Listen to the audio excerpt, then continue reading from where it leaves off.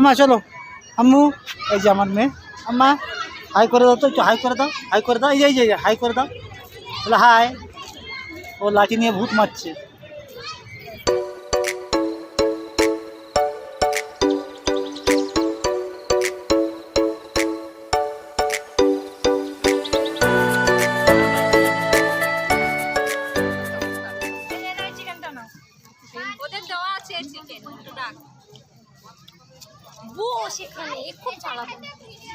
তোমার হাঁড়িটা দেখি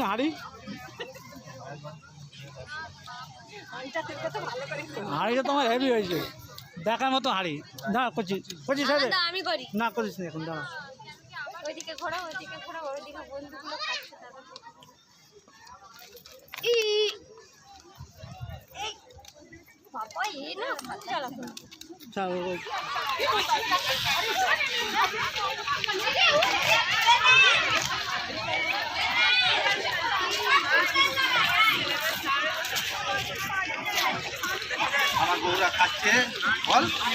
তো দেখো আমাদের সকলের বউরা খাচ্ছে খাওয়াগুলো গেল খালি খাওয়াগুলো তোমরা দেখে যাও সব মুখ তোলো একবার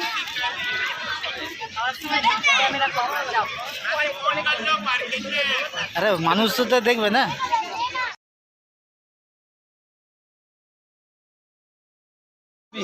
আমরা এত জলঞ্জলি তাহলে স্বামীর মানে বউয়ের হয়ে কথা বললে মার কাছে দোষী আর মার হয়ে কথা বললে বউয়ের কাছে দোষী তা আমরা যাবো কোথায় তারপরে স্বাধীন হয়েছে এই দেখ বলতে পারো তুমি কিছু বলবে মনে হচ্ছে বুঝছো বলছি তো এটা স্বাধীন জীবন না আগে স্বাধীন ছিলাম কেউ বলতে পারতো না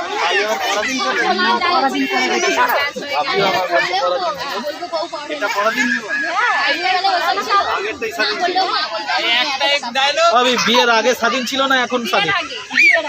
তোমাদেরও তাই একটাই ডায়লগ বাপ মা দিয়ে দিচ্ছে সব দায়িত্ব নিচ্ছে সব কিছু দায়িত্ব তোমার উপরে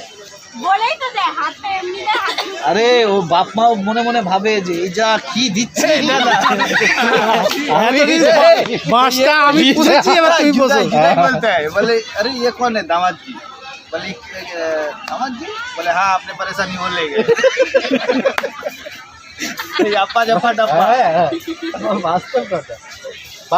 বাপরাও ভাবে রে সত্যি কথা যে ঝামেলা মানে দিয়ে দিল বুঝে লাও ওই জন্যই তো জামাই ষষ্ঠীতে জামাইকে অত আদর যত্ন করে খাওয়াই কেন বলতো জানে যে কি বাস সামলাচ্ছে ওই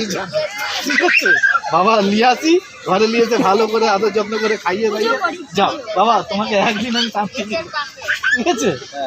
এই অবস্থা আমাদের পুরুষ জাত মানে এরকম বলা কামাতে পারলেও দোষ না কামাতে পারলেও দোষ কি করেছো দেখি তো মুখে আমার দেখিয়ে দাও ফেস দেখিয়ে দাও মুখ তোলো আমার মুখ দেখিয়ে দাও জিভ দেখা জিভ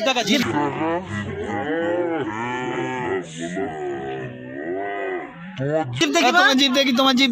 দেখি ঠিক আছে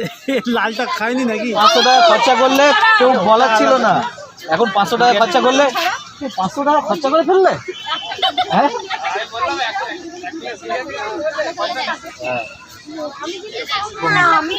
হেল্প করি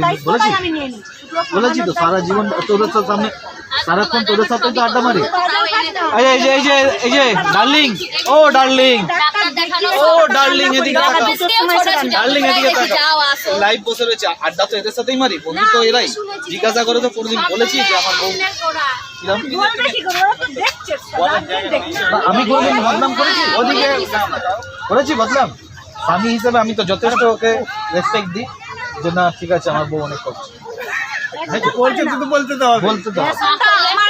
এখানে নেই বাপের বাড়ি রেশনটা পর্যন্ত তোলে না শাশুড়িকে নিয়ে গিয়ে আমি রেশন তুলে আমি জানি ভাবি আমি এদিকে তোমার সাথে মানে সাপোর্ট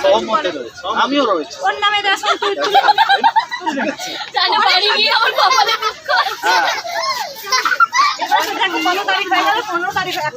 তুমি ইনসাইড আউটসাইড দুটোই করো দুটোই সামলাও আরে এদিকে তাকাও ওই যে স্বামী হিসেবে আমি যে পয়সা ইনকাম করতে যাচ্ছি আমার কোনো ভ্যালু নেই আরে নমিনিতে তো তুমি আছো আবার চিন্তা কিসের তোমার সব জিনিসে হয়ে যায় নমিনি তো তুমি আছো। সব কিছুর মালিক ও। খাবারও মানে ওই যে ক্ষমতা নেই আমার শাশুড়ির বলো ওরই বলো যে আমি স্কুলে গেছি এ ভাত রান্না করতে পারি তার প্রমাণ আছে মনা। তাহলে তোমার থেকে ভালো পোলাও রান্না করে খাইয়েছি, হ্যাঁ কি না ভাই? আচ্ছা ও দাদা আমার কথাটা শোনো, একদিন আমি মাদের বাড়িতে গিয়ে অনেকক্ষণ আগে ছিলাম, একদিন যে শোন না ভাত রান্না করেছে বাড়িতে, বাড়ি এসে দেখি গ্যাসটা উঁচু করেছি, পরের দিন রান্না করেছি পরিষ্কার করেছি, এতটা ফ্যানের পুরো ওরা মানে এ করে আনছে। কি হলো বলছে আমি একদিন আগে সিদ্ধ ভাত করেছি, হাড়ি ফ্যান সব ওখানে ফেলে দিচ্ছে, সব জমে গেছে মুছি চাপা দিয়ে রেখেছিল যেই উঠলে যে ফ্যানটা পুরো মানে অনেকটা পুরো এতটা। আমি বলছি কি খেতে খাওয়ার অভাব হবে না, ওকে জিজ্ঞাসা করো, প্রমাণ আছে এরা তিনজনা। জমে গেছে ছুরি দিয়ে তুলে। পোলাও আর মুরগির মাংস রান্না করে খাইয়েছি। এই খেয়েছিস কি না? আমি তো খেয়েছি। এটা বাস্তব। আচ্ছা একটা কথা, রায়লা তোমার জীবনে কে? আলো।